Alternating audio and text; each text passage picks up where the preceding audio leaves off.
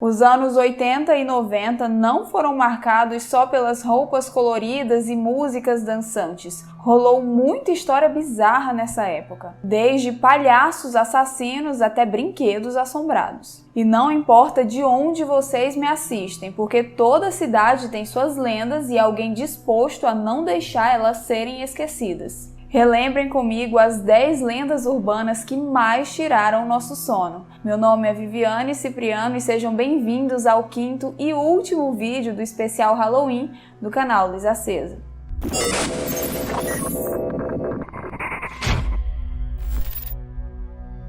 Número 1. O boneco fofão. Por volta de 1986, não se falava em outra coisa. O boneco fofão, personagem do clássico programa infantil Balão Mágico, era fruto de um pacto com o Tinhoso. Os boatos diziam que ao desmontar o boneco era possível encontrar uma faca afiada escondida próxima à sua cabeça, e que de madrugada ele induzia as crianças a pegar o objeto pontiagudo e matar os pais. Mas há quem acredite que era o próprio boneco quem fazia o serviço, eliminando também o seu dono. Após tanto bafafá, os fabricantes do boneco foram a público esclarecer que a suposta faca, na verdade, era um suporte plástico para segurar a cabeça do boneco. Mas não adiantou muito não, viu? O fofão continuou assustando as crianças e muitos pais preocupados decidiram queimar o boneco. E para terminar de lascar, isso tudo aconteceu na mesma época do lançamento de Chuck, o brinquedo assassino. Coisa boa isso não daria, né? Número 2. A Rainha dos Baixinhos. Quem nunca ouviu a história de que a Rainha dos Baixinhos tem um pacto com o cara lá de baixo?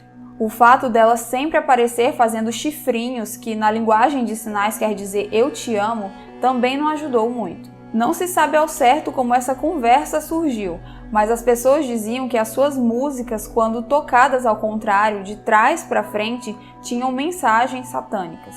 Por exemplo, aquela doce, doce, doce, a vida é um doce, a vida é um mel, quando tocada ao contrário era só sangue, sangue, sangue por todo lado. Alguns chegaram a afirmar que por conta desse mesmo pacto, ela não poderia se referir a Jesus pelo seu nome, só por cara lá de cima. Em entrevistas, a apresentadora já negou o boato uma porrada de vezes e disse que fica triste com essas insinuações. Mas lenda urbana não morre tão fácil. E para completar o cenário, no final dos anos 80, espalhou-se um boato de que uma boneca da Xuxa havia sido possuída, ganhado vida durante a noite e matado a criança que era sua dona. Na época, várias lojas deixaram de vender o brinquedo.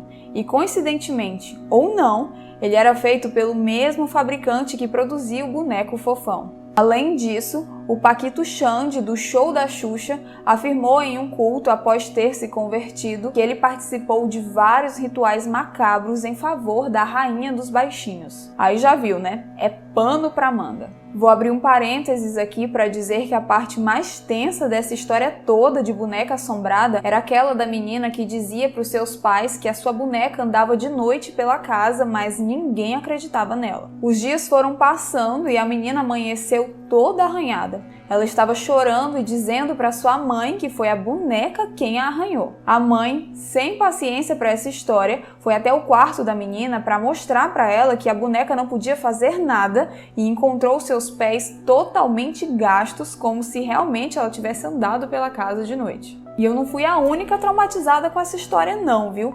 Várias bonecas foram queimadas nessa época. Número 3. O chupa-cabra. A lenda do chupa-cabra virou febre no Brasil em 1997, depois que uma reportagem do programa Domingo Legal foi ao ar. Ela mostrou que em pelo menos 5 cidades do estado de São Paulo foram registrados ataques a animais em áreas rurais. Os populares disseram ter visto uma criatura estranha caminhando pelos pastos durante a noite e que no dia seguinte as suas cabras estavam mortas, com marcas de dente no pescoço e sem uma única gota de sangue no corpo. Nos anos 2000, o chupa-cabra, que até então era descrito pelas testemunhas como uma espécie de alienígena, ganhou uma nova cara, parecida com a de um cachorro, mas sem pelos. A figura vampiresca causou temor, mobilizou investigações policiais e atraiu a atenção até de ufólogos. Segundo os estudiosos que se aprofundaram no caso, a criatura também foi vista na América do Norte, América Central e na Rússia. Mas até hoje ninguém chegou a uma conclusão sobre o caso. Número 4. O Homem do Saco. Essa era a favorita dos pais. Diz a lenda que um homem bem velhinho passeava pelas ruas da cidade com um saco bem grande nas costas e levava embora 3 tipos de crianças. As que não se comportavam em casa, as que ficavam brincando na rua até tarde da noite e aquelas que conversavam com estranhos. Também existe uma versão de que o Homem do Saco nunca mais devolve as crianças porque ele faz sabão com elas. Número 5. A Gangue do Palhaço. Há alguns anos, uma Kombi azul circulava pelas ruas do país sem levantar suspeitas. Mas um dia, crianças entraram nesse automóvel e nunca mais foram vistas. Reza a lenda que os garotos foram sequestrados pela Gangue do Palhaço, que roubava e vendia órgãos em uma rede de tráfico internacional. Os bandidos se fantasiavam daquela forma para atrair as crianças mais facilmente. Essa história foi tão disseminada que vários palhaços perderam seus empregos e sofreram ameaças de morte. Não é à toa que a fobia de palhaços surgiu na época em que essa lenda estava no auge. Não se sabe se isso é verdade, mas pelo sim, pelo não, caso veja uma Kombi com palhaços, é melhor não parar para assistir o show. Número 6. A seringa contaminada no cinema. E quem não se lembra da história da seringa contaminada? Nos anos 90, a população entrou em pânico com a notícia de que estavam colocando seringas contaminadas com o vírus HIV em assentos de cinemas e teatros. A lenda diz que um rapaz entrou em uma sessão de cinema e, ao sentar-se, sentiu uma espetada. Ao passar a mão na cadeira, ele achou uma agulha e um bilhete que dizia: "Bem-vindo ao mundo real. Agora você também é portador do vírus HIV." A história continua dizendo que o rapaz fez todos os exames necessários e realmente estava com o vírus HIV. E como se não bastasse todo esse burburinho, tinha gente que saía para cinema, teatro, shows com uma agulha limpa só para sair espetando as pessoas e causar treta e caos. Número 7. A brincadeira do copo. A famosa brincadeira do copo, ou do compasso, como quiser chamar, é uma variante do tabuleiro Ouija e serve para supostamente entrar em contato com aqueles que já passaram dessa para uma melhor. Vou dizer aqui como funciona, mas estejam avisados de não mexer com isso. Monta-se o alfabeto numa cartolina ou algo assim. Providencia-se um copo e uma galera interessada em brincar. Entre muitas aspas, esse brincar, viu? Em seguida, é só sentar em volta da cartolina. Todo mundo tem que colocar o dedo no copo e então as perguntas para os espíritos podem começar.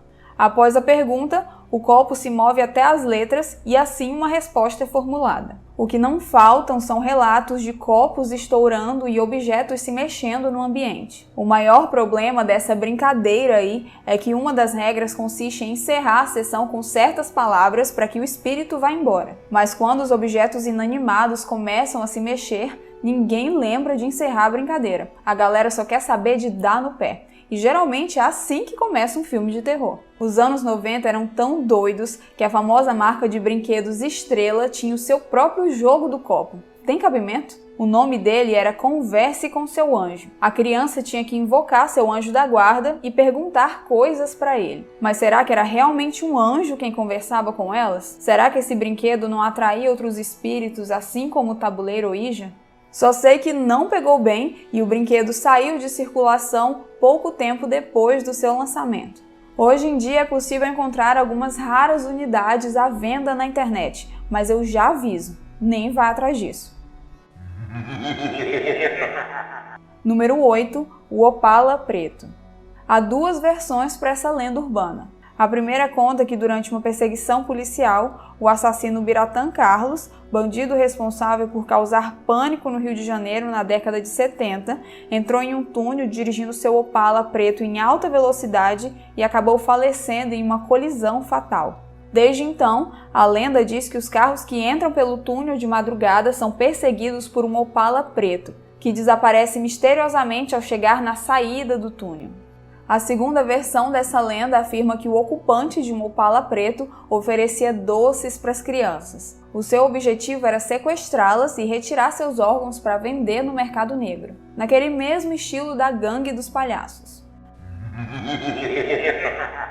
Número 9. O ladrão de rins. E aqui vai mais uma lenda envolvendo órgãos. Essa diz que Leandro, um garoto de 11 anos, ganhou de Natal um joguinho virtual. Nele, o garoto podia conversar com outros jogadores, inclusive de outros países. Ele acabou ficando muito amigo de um usuário chamado Lorde Zagodoara, que lhe mandou um link para redirecioná-los a outro jogo. E inocente, o Leandro clicou, sem saber que na verdade aquilo era um rastreador que mostrava o seu endereço. No dia seguinte, o menino acordou dentro de uma banheira cheia de gelo com fortes dores nas costas. Depois de muita luta, ele conseguiu se levantar e notou que tinha um corte nas costas, e através dele percebeu que estava sem os rins.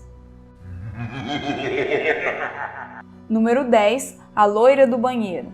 Uma lista de lendas urbanas brasileiras não estaria completa sem essa eterna diva do terror. Afinal, quem nunca tentou invocá-la no banheiro da escola? Ela é cheia de versões pelo país. Porém, a mais comum diz que se você der descarga e bater na porta 3 vezes chamando pelo seu nome, vai ter a oportunidade de encontrar a famigerada loira do banheiro. A história conta que, quando viva, uma garota loira matava muitas aulas no banheiro, e após sua morte, seu espírito ficou preso lá. A história foi tão levada a sério que o jornal Notícias Populares publicou uma matéria onde uma loira vestida de branco, com algodões no nariz, perturbava os alunos de uma escola de São Paulo.